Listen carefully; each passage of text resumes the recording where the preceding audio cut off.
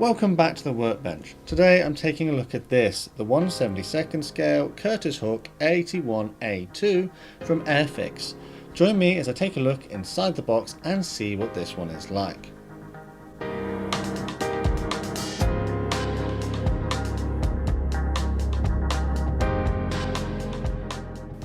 I'm Matt and this is Model Minutes. On the front of the box we've got a very exciting image of this hawk attacking a Japanese airfield in China. Down here it tells us the number, which is A01003, and it tells us that it was £6.95, which is actually just under the RRP, but I'll talk more about that in a minute. Flipping over to the other side of the box and we get the colour, decal and painting instructions. This is quite common with this size of box from Airfix, as they're trying to save on cost, so they put these things on the outside. I particularly like that they come in colour, as it helps clear up any confusion you might have when you come around to painting it, and all of the recommended Humbrol paint colours are listed there for this particular scheme. So the one included in this box is for an aircraft flown by flight leader Charles H. Older from the 3rd Squadron American Volunteer Group in China in 1942. Down here it also indicates that some additional paints may be required. One of the long edges of the box has information in different languages about safety, and an address for Hornby, which Airfix falls under their sort of family, and some symbols here where this one says that it's suitable for those aged 8 years and older. The other long edge of the box has information on the actual P40, along with some stats about the size and how many pieces we get inside the box, which is 47.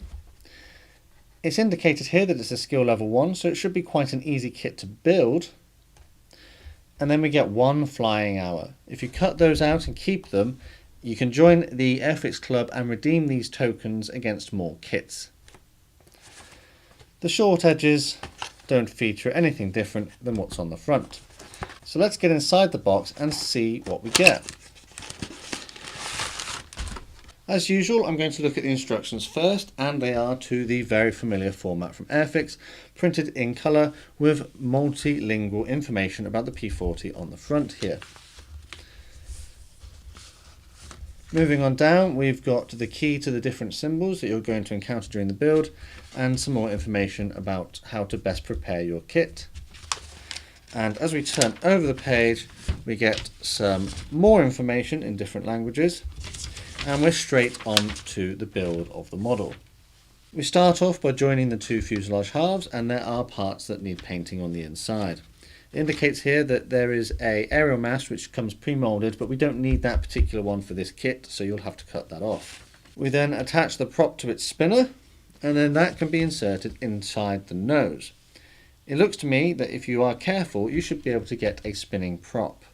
Moving on, it says here that if we want to include a display stand, which unfortunately does not come as part of the set, then you will have to open up these 2 holes. We had various elements of the cockpit to the lower wing, and then the lower wing can be added to the fuselage and the tops added on top of that. And then we get an option here as to how we want to have the engine cowling displayed. We can have it either open or closed. Moving on, some nose parts are added, and then the landing gear can be displayed either up or down, which is quite a nice inclusion. Not all model kits have that. Tail surfaces are added, and onto the last page, more landing gear information, adding the headrest for the pilot, and then we are finishing off the model here. We're adding the clear cockpit parts, the engine exhausts, and the landing light. The pilot is optional, so it looks to me like there's a pilot included, so you can add him at this stage, but personally, if I was going to include the pilot, I probably would have added him much earlier, so that I knew he was going to fit inside of the cockpit. Generally though, I think the instructions are quite well done. They do look a little bit busy in a few places, but they aren't that difficult to follow. And I do know, because I have built a number of these Curtis Hawks in the past. So let's take a look at the decals. We get a nice sheet of printed decals. And there are various ones for the cockpit, the propeller, little warning signs and labels. the roundels for the wings, the shark's teeth on the nose, the spirals for the wheels, and a flying tiger there. They look to be very well printed, there don't seem to be any issues. They are up to the normal standard from Airfix. These decals are actually made by Cartograph, so no doubt they're going to be quite good. And I shouldn't imagine there being any issues with applying them to the actual kit. Let's take a look inside the bag and see what we get parts-wise. Right, 2 grey plastic sprues, and then in a separate bag we get some clear parts. As I mentioned previously, I have built a number of these P40s or Curtis Hawks in the past, so this is quite a familiar kit to me. From my recollection, there wasn't much flash and the mould quality was really good, and the fit should be quite good as well. But for the benefit of this review, let's take a look at the clear parts first. And as I expected, they are crystal clear and the mould lines are very well reproduced. The only annoying thing about this particular version is that the cockpit canopy doesn't come with open or closed options, which is something I would have liked to have had. If you did want to display it open, you would probably have to end up cutting along here, which is something I probably wouldn't do, as I'd end up, I imagine, breaking the entire part. But generally though, these canopy and clear parts are really well done. So on this sprue we get the wing surfaces, the pilot, and some smaller details, including those for the landing gear. What you can expect to see on this plastic kit is raised and recessed details, as is quite common with some of the more newly tooled kits from Airfix. And looking at this, there doesn't appear to be much flash. That being said, there is a little bit on this one here, right there. You can just see that, but that won't be too difficult to remove. Here's the pilot. The pilot is generally alright, he looks to be okay. He is usable. It's not one of the best pilots I've seen, but he is alright. And then moving on to the other wing surfaces, we've got the moulded on machine guns there. And the control column. My only reservation about this is it's quite thin and the areas where it's attached to the sprue are quite thick, so just be careful when removing that. Let's take a look at the second sprue. And it's pretty much the same sort of deal, but on this one we've got the fuselage halves and lots of the smaller details, including the wheels, which have actually got a moulded flat section for when you display it on the ground. We've got some moulded details on the inside of the cockpit, which is quite nice too. Again, there's not much flash, which is really nice to see. So yeah, pretty happy with that.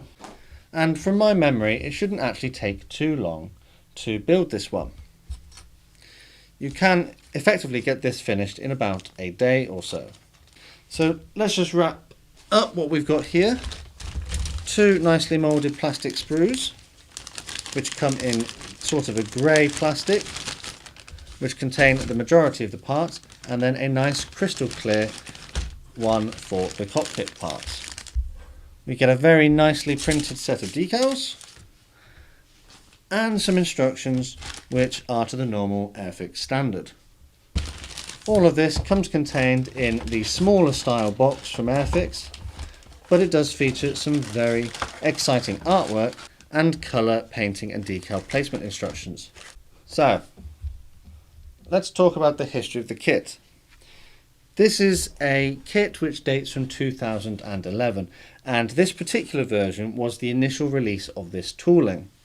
It sort of replaces the previous P40 version that Airfix had, which dated from the 1960s, 1964 I think. But the only issue here is that that was a P40E, whereas this is a P40B, so in essence they are 2 different models. So it's not a direct replacement. This kit has been available a number of times in different gift sets, such as the RAF Desert Camouflage one, which came with paints and glues. It's come as part of a Dogfight double set, which had a A6M0, and it's also been part of an El Alamein Dogfight double set, which came with a BF109. It's also been released a number of times separately, including RAF Battle of Britain colours, and I think the most recent one is another sort of Pearl Harbor version. So what do I think? does it warrant this sort of price? Well, this is actually ever so slightly cheaper than the RRP. I think the RRP is £6.99, so I got a few pence saving there. And I'd say that it sort of is. I think that the quality-wise it's quite good, so it's pretty much in line with that. This is sort of the normal price for this size of kit that you're going to get from Airfix. The fact that it's not even 10 years old yet means that you still got a lot of life out of this tooling, so I imagine that we're going to see more of this model kit in different colours throughout the coming years. To be honest though, even though I've built a number of these before, I'm still looking forward to having a go at this one, especially as it comes in a paint scheme that I've not had a go at yet. But anyway, what do you think of this one? Is this something that you'd probably get for yourself if you find one in the model shop? Let me know in the comments down below. Before I finish the video, a quick mention to my patrons over on Patreon.